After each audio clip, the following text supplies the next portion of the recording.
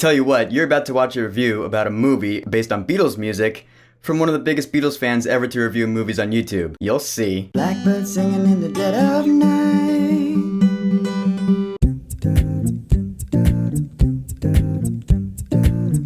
Yesterday.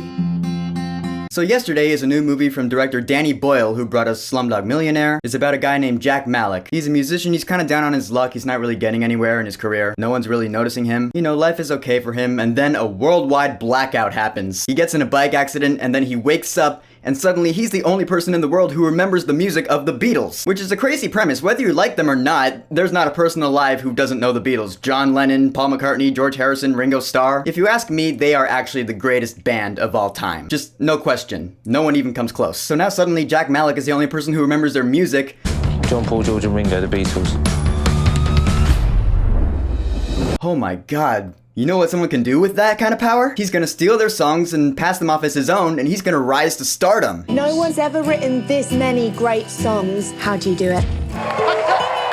Sometimes it feels like someone else has written all the songs. I'll be honest, I actually have thought of this premise before in my head. Like, what if I was the only person who remembered the Beatles music? I'd probably do the same thing. And so now we have our new Danny Boyle movie. And I thought it was pretty good. Not as good as I thought it would be, but I still enjoyed it. Himesh Patel, he plays Jack. He's really good. I've never seen him in any other movie before this, but he's really relatable, you know, because, like, you put yourself in his shoes. You're like, what would I do if I had this kind of power? Like I said, I'd probably do the same thing. And at first it is kind of strange because he is only one guy in his guitar. The Beatles were, you know, 4 people. So you're like, how is he gonna recreate the Beatles music? Because the Beatles were all about harmonies for the most part. Okay, not all about harmonies, but harmonies were a big part of their music for the most part. But really, it was the lyrics that did it for him, because Lennon and McCartney are just some of the best singer-songwriters of all time. You see people praising him for writing these classic lyrics, and he does start to feel that guilt because, you know, this is not his music. He didn't write all this stuff. But people think he did. You know, it's a classic tale. You've seen it in a few movies before. Lily James plays his love interest, and Lily James... She is so gorgeous, man. And for once, it's nice to finally see her in a movie where she can use her real accent. Haven't heard that in a while. And she does a really good job of kind of being Jack's rock. And by rock, I don't mean the genre. I mean, like, you know, she's the one who holds him down to earth. Or tries to, anyway. For me, it was really easy to see her as, like, the goal. You know, you want her and Jack to be happy in the end because she's freaking Lily James. That's just me, though. That's just how I saw it. You also have Ed Sheeran in this movie playing himself. He hears Jack's music and he's like, can we collaborate? So they end up working together and it's kind of funny. I'm not the biggest Ed Sheeran fan. I got nothing against the guy. He is insanely talented. He's a great songwriter. I just never really got into his music. I did like seeing him on Game of Thrones, though. And you have Kate Mckinnon. Kate McKinnon is hilarious in this movie. She plays a representative for the big record company that hires Jack. And you know, she plays like the corporate douchebag that you would expect in a movie like this. She's always like blatantly honest about everything to a blunt degree. There are points where I was like, oh my god, like that is insanely rude. And that's why it's Kate McKinnon playing this role, because she's really good at playing roles like that. All in all, the cast is really good in this movie. But as for the movie itself, I felt like it could have been better, which I wasn't expecting. I was expecting to love this movie, simply based off the fact that it's about Beatles music.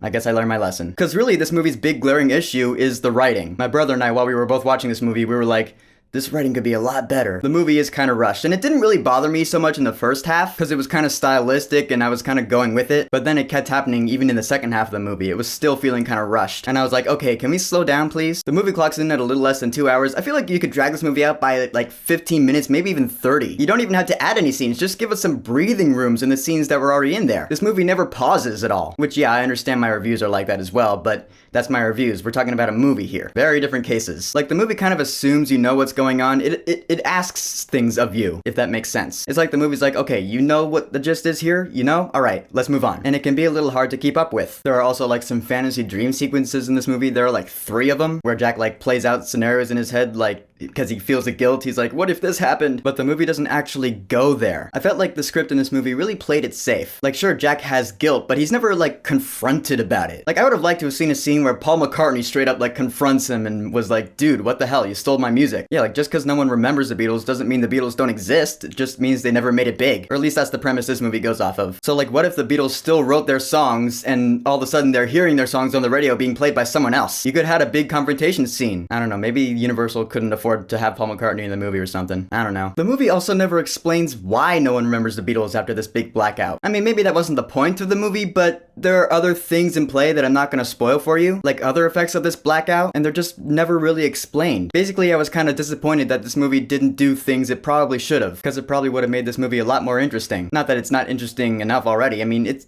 conceptually, I thought it was really interesting. That's why I went to go see this movie. But I walked out going, alright, well, okay, that's kind of a one and done. When I was expecting to walk out going like, whoa, that was awesome. I will say this movie was pretty funny though. Like, this movie had me laughing like a lot. Because again, it's a scenario of no one in the world remembers the music of the Beatles. So Jack will mention things like Beatlemania, Yellow Submarine, and people will be like, wait, what are you talking about? I've never heard of that. You're talking nonsense to me right now. It's just a funny concept. As for the music in the movie, do I really even have to explain this? Oh yeah, I'll tell you something I think you'll understand when I say that something.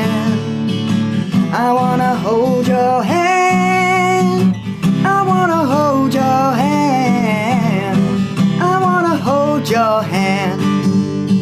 People, let me break it down for you. The Beatles have some of the most classic and memorable and famous songs ever written by mankind. Like them or not, that's just the way the world is. There's no escaping it. There's no denying it. I'm not even saying that as a Beatles fan. I'm just telling you a fact. The covers that are in this movie, they're okay. I mean, I don't think I'm gonna get this soundtrack because I'll just listen to the original Beatles music, but it's Beatles music. I'll say Across the Universe had a better soundtrack than this movie. And that's a good movie too. I should watch that again. It's been a while. So in the end, see what I did there? I thought yesterday was alright. I love the concept of the movie. You know, I love the concept of what if you're the only person who remembers the Beatles. I love the characters, I love the acting, I love the music, obviously. It's just the writing that could have been a lot better. The movie could have been longer and it could have delved deeper into Jack's, psyche, his guilt. I mean, it does, but not as much as it could have. And that kind of bummed me out. So for yesterday, I will say, wait until this movie's at a discount theater, then go see it. He's a real nowhere man, sitting in his nowhere land. I have a lot of favorite Beatles songs, but that's definitely number one for me. So yesterday, have you seen it? What did you think about it? And what is your favorite Beatles song of all time? Everyone has one. Whatever it is, go ahead and leave a comment.